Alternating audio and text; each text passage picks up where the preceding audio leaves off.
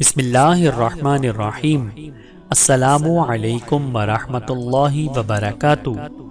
وفد دوس حضرت طفیل بن عمرو دوسی رضی اللہ تعالی عنہ اسلام کے بعد جب وطن کو جانے لگے تو انہوں نے عرض کیا، یا رسول اللہ صلی اللہ علیہ وآلہ وسلم، دعا فرمائیے کہ میری قوم بھی میری دعوت پر مسلمان ہو جائے۔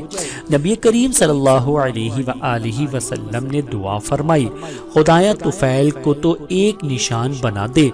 طفیل نے اپنی قوم میں اسلام کی بنادی شروع کر دی، لیکن کچھ لوگ مسلمان نہ ہوئے۔ طفیل پھر نبی کریم صلی اللہ علیہ وآلہ وسلم کی خدمت میں آئے، عرض کیا، میری قوم میں زنا کی کثرت ہے، چونکہ اسلام زنا کو سختی سے حرام ٹھہراتا ہے، اس لیے لوگ مسلمان نہیں ہوتے۔ حضور نے ان کے لیے دعا فرمائی، اے اللہ دوس کو سیدھا راستہ دکھا۔ پھر طفیل سے فرمایا، جاؤ لوگوں کو دین کی طرف بلاؤ، ان سے نرمی اور محبت کا برتاؤ کرو۔ اس دفعہ طفیل کو اچھی کامیابی حاصل ہوئی اور وہ 5 ہجری میں دوس کے 70-80 خاندانوں کو جو مسلمان ہو چکے تھے ساتھ لے کر مدینہ پہنچے۔